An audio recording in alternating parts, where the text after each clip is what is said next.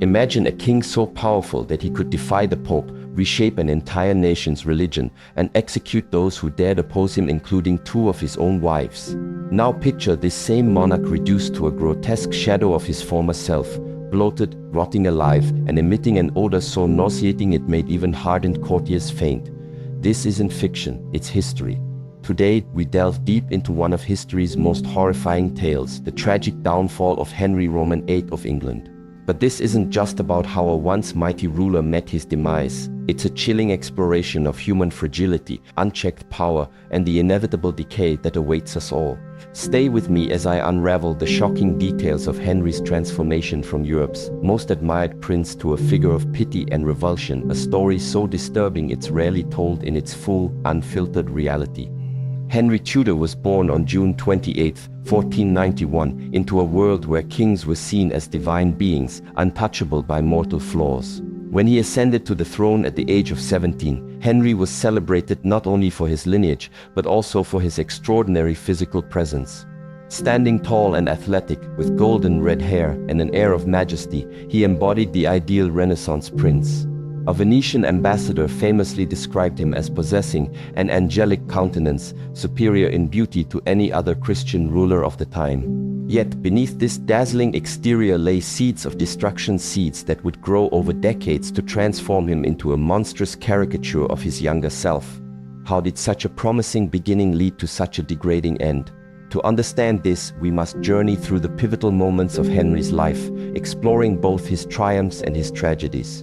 The turning point came in January 1536 during a jousting tournament in Greenwich. At 44 years old, Henry was still physically active, though perhaps less agile than in his youth. On that fateful day, disaster struck when his horse collapsed on top of him. The impact left the king unconscious for 2 hours, and though he survived, the injury to his right leg proved catastrophic. What began as a simple wound soon developed into an open ulcer that never healed.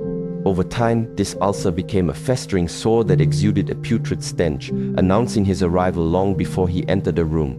For a man as vain as Henry, this humiliation was unbearable.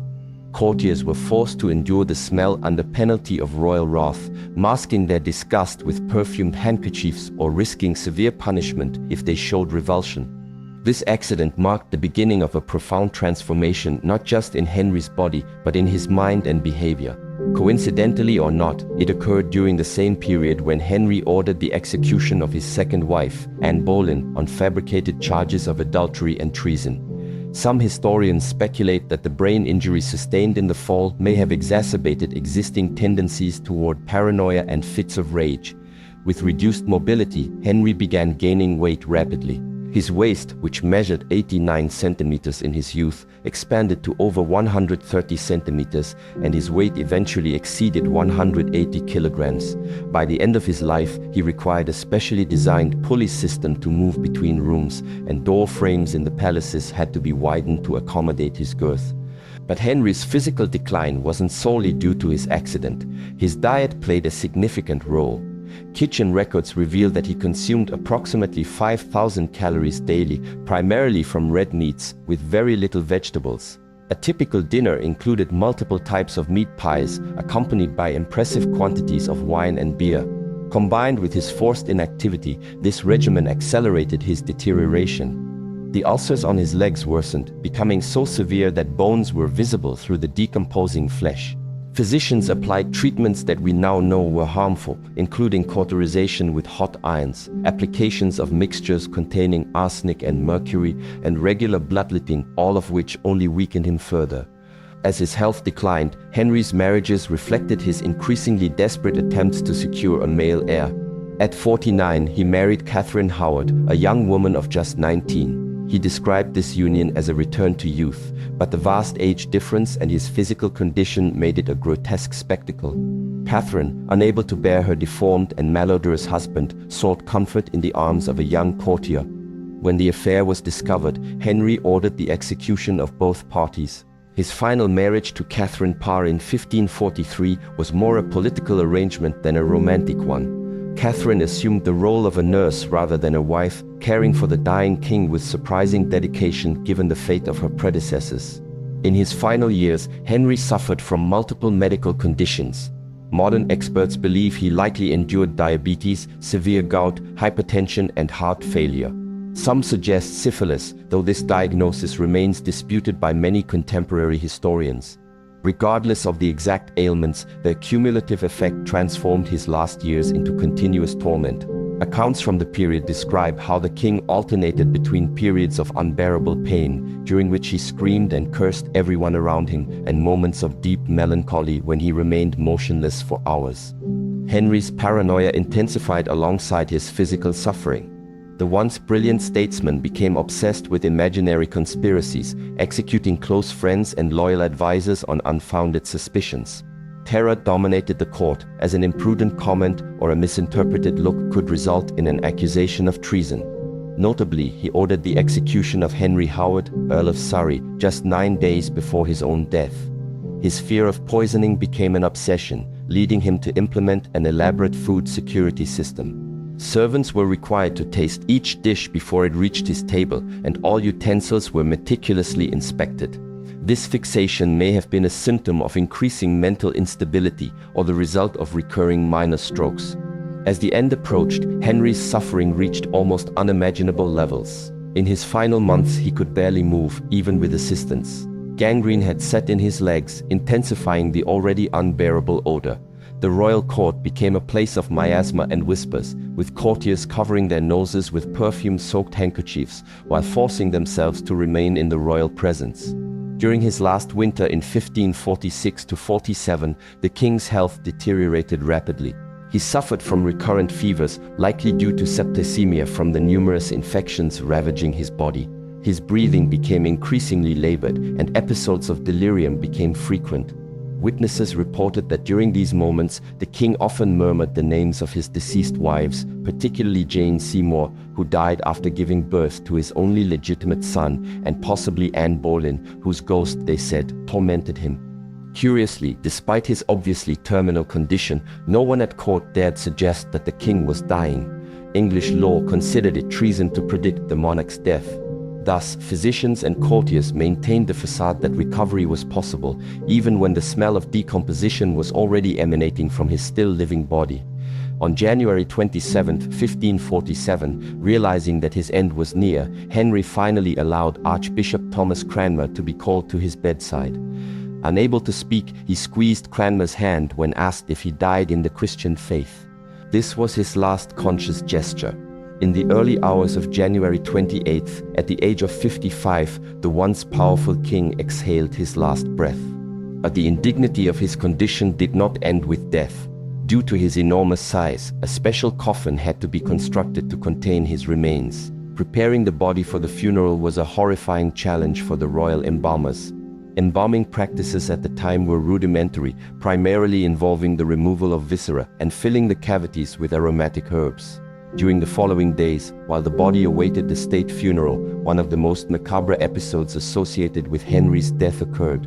The coffin, inadequately sealed to contain the gases and fluids of decomposition, began leaking while it rested in the chapel of Sion Abbey.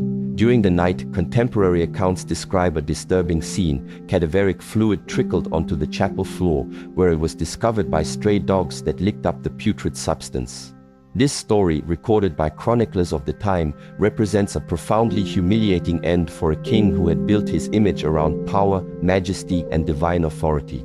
The mighty Henry, who had defied the Pope, redefined English religion, and sent 2 wives to the scaffold, ended as a mass of putrefied flesh, his body violated by street animals. The funeral finally took place on February 16, 1547, almost 3 weeks after his death. Despite the unbearable smell emanating from the coffin, the ceremonies were conducted with all the pomp expected for such a powerful monarch. He was buried in St. George's Chapel at Windsor Castle, alongside Jane Seymour, the only wife who had given him the much-desired male heir, Edward VI. Ironically, Edward, whose existence had motivated many of Henry's controversial decisions, including the break with Rome, reigned for only 6 years before dying of illness at the age of 15. The throne then passed to Mary, the first daughter of Catherine of Aragon, who attempted to reverse her father's Protestant reforms, and finally to Elizabeth, the first daughter of Anne Boleyn, who would establish a golden age in English history. The grotesque death of Henry VIII serves as a powerful reminder of the limits of human power. The king who considered himself above the law, capable of redefining national religion and disposing of human lives at his whim, was ultimately a victim of his own mortal body. His death was not just the end of a man, but the symbol of the decline of an era. As English historian Alison Weir wrote, "It is one of the great paradoxes of history that a man who began with so much promise, beauty, and ability ended as a grotesque caricature of himself, tormented by physical pain and mental instability, feared and flattered by those around him, but rarely truly loved." The transformation of Henry VIII from an ideal Renaissance prince to an obese and sick tyrant remains one of the most fascinating case studies of how absolute power combined with chronic pain and progressive disease can transform an individual.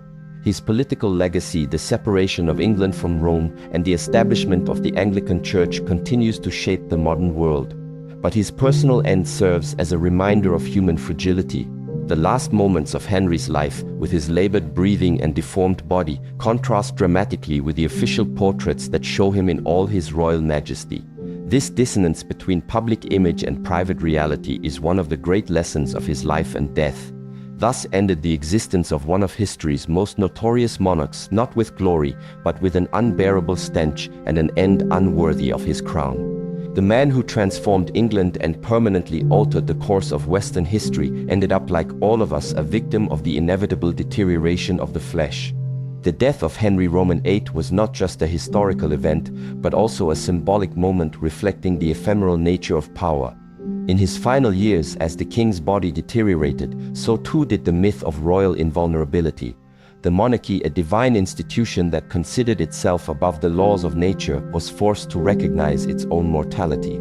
The final irony in Henry VIII's life is that the man who strove so hard to ensure a male lineage to the point of breaking with Rome and executing 2 wives engendered a fragile son who would die young. His true legacy would come through his daughters, particularly Elizabeth I, the daughter of the woman he executed under false accusations. Perhaps the deepest lesson in the death of Henry VIII is that not even absolute power can conquer the limitations of the human body.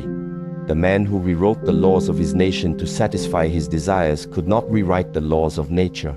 In the end, even the most powerful of kings faces the same fate as the humblest of subjects. So, what do you think? Does the tragic tale of Henry VIII resonate with you? If you found this video intriguing, don't forget to hit that like button and share it with others who love history as much as you do. And here's something to ponder. Do you believe that unchecked power inevitably leads to corruption and downfall? Share your thoughts in the comments below. I'd love to hear your perspective. Don't forget to subscribe to our channel for more captivating stories from history that challenge everything you thought you knew. Until next time, stay curious.